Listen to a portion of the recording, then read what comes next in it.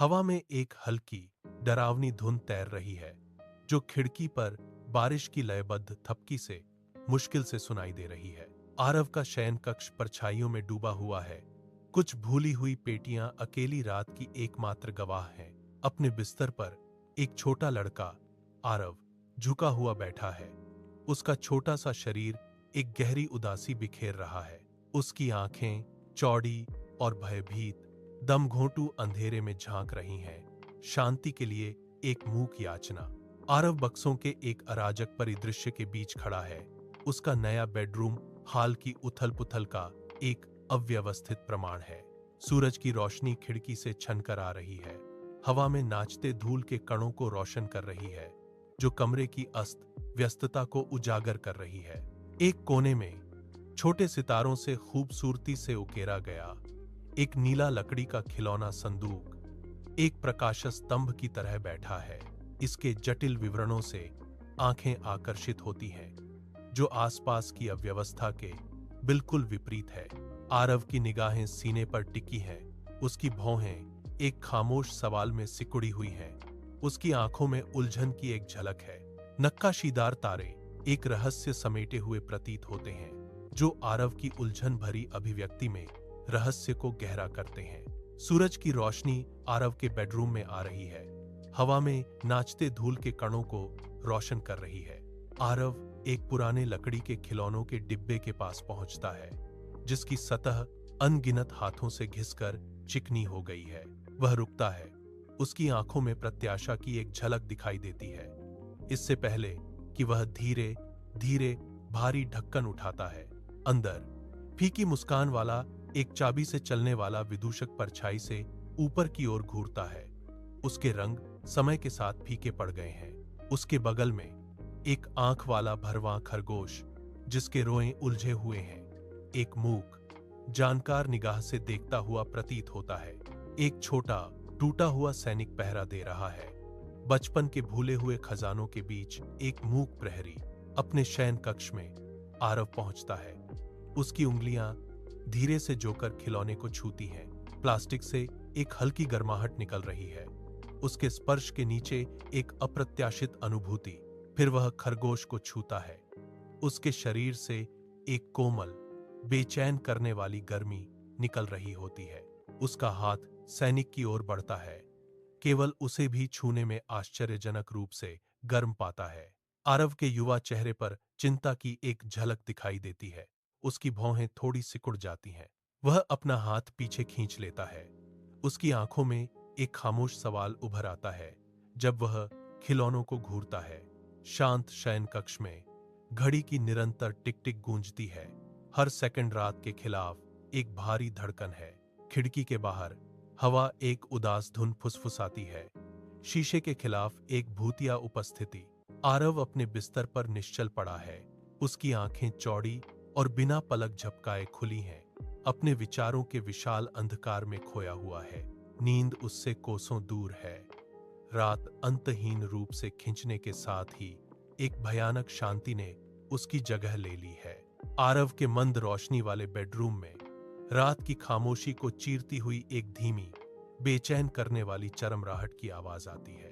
आरव की आंखें अचानक आशंका से चौड़ी हो गईं। उस अंधेरे कोने की ओर बढ़ीं जहां उसका खिलौना बॉक्स रखा है। खिलौनों के डिब्बे का ढक्कन धीरे धीरे और भयानक रूप से उठने लगता है, जैसे किसी अनदेखे हाथ से।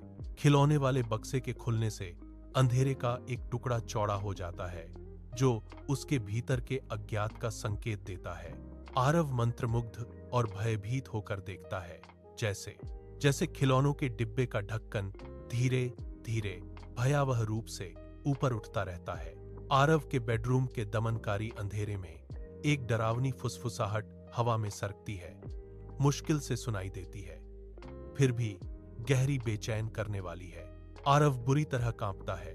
उसकी आंखें डर से चौड़ी हो जाती हैं, क्योंकि वह अनदेखे से बचने के लिए हताशा में कंबल को और ऊपर खींचता है। नरम फुसफुसाहट लौट आती है, इस बार थोड़ी जोर से। उसकी भयानक उपस्थिति आरव के चारों ओर आतंक की पकड़ को कस देती है। अलौकिक आवाज एक चंचल खतरे के साथ गूंजती है, हमारे साथ खेलो। आरव की सांस अटक जाती है। उसका दिल उसकी पसलियों के खिलाफ एक उन्मत्त लय पर धड़कता है, क्योंकि वह भयावह निमंत्रण हवा में लटका रहता है। शांत शयन कक्ष में आरव निश्चल लेटा हुआ है। उसकी आंखें चौड़ी और बिना पलक झपकाए अशुभ खिलौना बक्से पर टिकी हुई हैं। चांदनी रात के सन्नाटे के बीच कमरे में लंबी डरावनी परछाइयां डाल रही है, जो रात के मौन तनाव को उजागर कर रही है। जैसे ही घड़ी आधी रात का इशारा करती है, एक हल्की चरमराहट गूंजती है और खिलौनों के डिब्बे का ढक्कन धीरे धीरे खुलने लगता है। आरव की सांस अटक जाती है, लेकिन वह पूरी तरह से स्थिर रहता है, जो रहस्य के खुलने का एक मूक दर्शक है। उसकी निगाहें अडिग हैं, डर और रुग्ण आकर्षण का मिश्रण है, क्योंकि बक्सा अपनी छिपी हुई गहराइयों को प्रकट करता है। आरव के बेडरूम में एक हल्की नाइट लाइट एक अजीब सी चमक बिखेर रही है, जो सोते हुए बच्चे को मुश्किल से ही रोशन कर पा रही है। एक शेल्फ पर एक जोकर का सिर धीरे धीरे घूमता है। उसकी प्लास्टिक की आंखें आरव पर टिक जाती हैं, एक बेचैन नजर। एक छोटा खरगोश खिलौना जैसे जीवित हो चुपचाप बिस्तर से कूद जाता है और धीरे से फर्श पर उतर जाता है।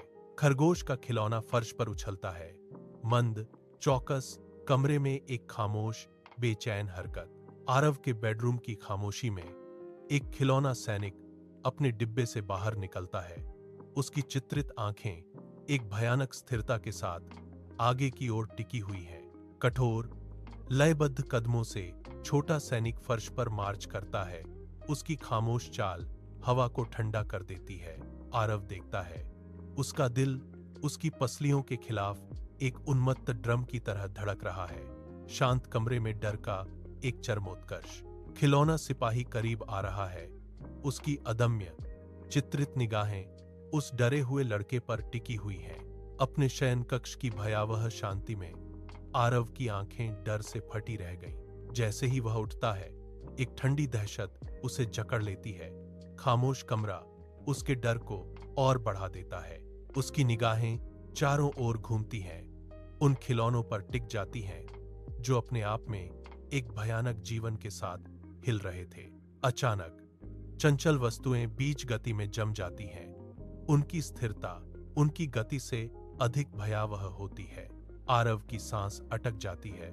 उसका दिल उसकी पसलियों से एक उन्मत्त ताल पर धड़कता है। आरव हताश, कांपती आवाज में आदेश देता है, रुको। मंद शयन कक्ष में एक आलीशान खरगोश का मुंह फैला हुआ है, जो उसके बेदाग सफेद फर के सामने एक काला अथाह गड्ढा है। आरव का चेहरा पीला पड़ जाता है। उसकी चौड़ी, भयभीत आंखों के चारों ओर डर की लकीरें खिंच जाती हैं। खिलौने से एक धीमी, डरावनी आवाज निकलती है। हर शब्द खामोश कमरे में एक ठंडी फुसफुसाहट की तरह। खरगोश की आवाज, एक भयावह गड़गड़ाहट, उसे आश्वस्त करती है, हम तुम्हें डराने के लिए यहां नहीं हैं। आरव के शयन कक्ष में एक भयानक खामोशी छाई हुई है, जिसे केवल दरवाजे पर सैनिक की सतर्क उपस्थिति ही भंग कर रही है। सैनिक की आवाज, एक गहरी गड़गड़ाहट, एक कहानी शुरू करती है। बहुत समय पहले एक अकेले बच्चे ने एक इच्छा की थी। आरव अपने बिस्तर में लेटा है, जो चल रहे नाटक का मूक गवाह है। उसका युवा चेहरा मिश्रित भावनाओं का एक कैनवास है। फर्श पर जोकर बैठा है, पैर क्रॉस करके। उसकी मुस्कान चौड़ी होती जा रही है, जो मनोरंजन का एक विकृत मुखौटा है। उसकी शरारत से चमकती आंखें आरव पर टिक जाती हैं।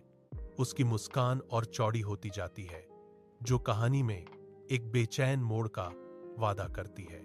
जोकर की आवाज हवा में गूंजती है, हमेशा के लिए एक दोस्त बनाने के लिए एक इच्छा की भयावह गूंज जो दुष्ट हो गई। आरव के बेडरूम में, जो नाइटलाइट की हल्की रोशनी में नहाया हुआ है, बिखरे हुए खिलौने धीरे धीरे हिलते हैं।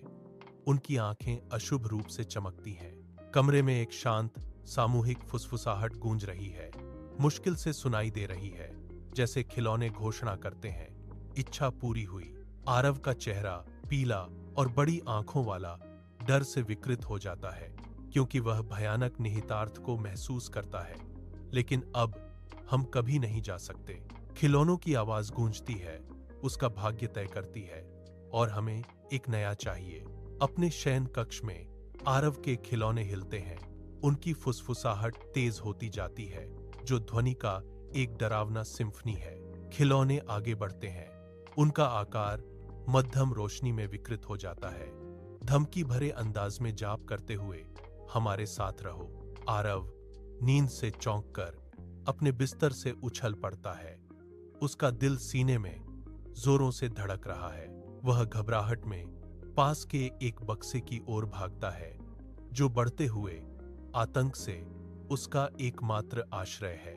आरव का शयन कक्ष धीरे धीरे चमकता है, जो बचपन के सपनों का आश्रय स्थल है। एक छोटा सा आरव खिलौनों के डिब्बे का ढक्कन एक जोरदार धड़ाम से बंद कर देता है, जिससे कमरा खामोश हो जाता है। एक भयानक शांति छा जाती है, जिसे खिलौनों के डिब्बे के अंदर से लयबद्ध थंप थंप थंप की आवाज से तोड़ा जाता है और इसके 3 दे खिलौनों का डिब्बा एक अनदेखे बल से धड़कता है। उसकी सामग्री बेचैनी से हिल रही है। डिब्बे से नन्ही दबी हुई आवाजों का एक कोरस फूट पड़ता है, जो खामोशी में एक भयानक विनती है। खिलौनों की हताश चीख, हमें बाहर निकालो, गूंजती है, शांतिपूर्ण रात को चीर देती है।